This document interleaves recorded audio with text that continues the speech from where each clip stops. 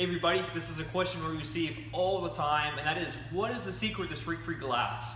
And it may not be what you've seen. So we have our Defy here and a clean microfiber towel, and we found in our many years of experience that the one problem that you have when cleaning glass is you're using too much product.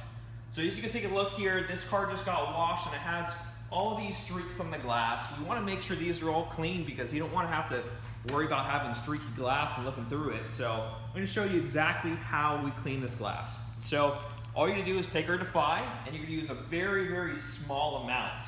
The problem most people have is they'll spray down the entire glass and try to wipe that down, but this is all you need.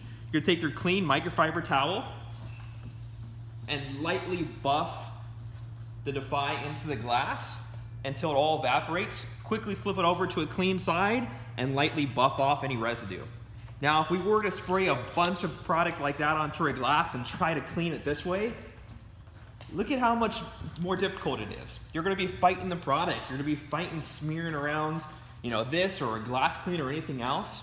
So when it comes to glass cleaning, less is more. We'll do the same on this side. That's all you need, guys. A little bit like that, quickly buff away the residue.